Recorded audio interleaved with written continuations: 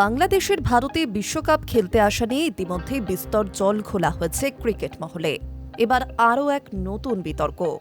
পাকিস্তানি বংশোদ্ভূত মার্কিন তারকা আলী খানের দাবি তাকেও বিশ্বকাপ খেলতে আসার ভিসা দিচ্ছে না ভারত। কিন্তু বাস্তব বলছে অন্য কথা। পাকিস্তানি বলে আলী খান সহ 4 তারকার ভিসার আবেদন খারিজ করা হয়নি।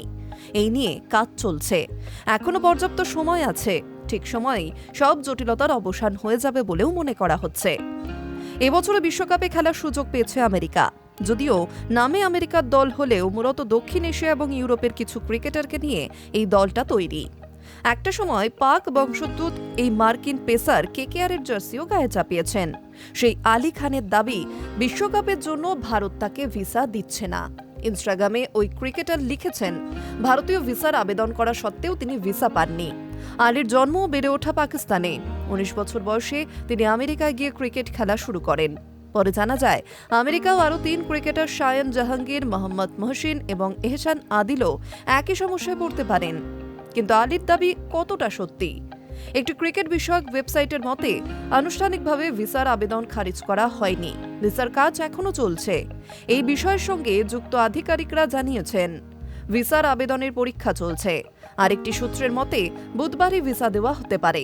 যেহেতু তাদের সঙ্গে পাকিস্তানি যোগ রয়েছে, তাই ভিসা মঞ্জুরের পুরো কাজটি সম্পন্ন করতে একটু বেশি সময় লাগছে। এমনকি ওমান, সংযুক্ত আরব আমিরশাহী, কানাডা এবং জিম্বাবুয়ের মতো দলের ক্ষেত্রে তা প্রযোজ্য।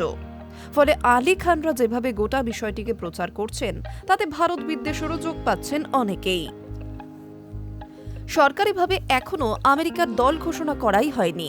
এই মুহূর্তে আমেরিকার দল শ্রীলঙ্কায় রয়েছে। সেখানে ভিসা সংক্রান্ত যাবতীয় কাজ সম্পন্ন হবে। মার্কিন যুক্তরাষ্ট্রের দলে একাধিক ভারত ও পাক বংশোদ্ভূত ক্রিকেটার সুযোগ পাবেন বলে মনে করা হচ্ছে। তাদের মধ্যে রয়েছেন ডানহাতি পেসার আলী খান। এর আগেও একাধিক পাক বংশোদ্ভূত ক্রীড়াবিদ ভারতের ভিসা পেতে সমস্যায় পড়েছেন। সেই তালিকায় শোয়েব বশির, সাকিব মেহমুদের মতো ইংরেজ ক্রিকেটাররাও রয়েছেন, তবে সেটা সাময়িক। Hi News network.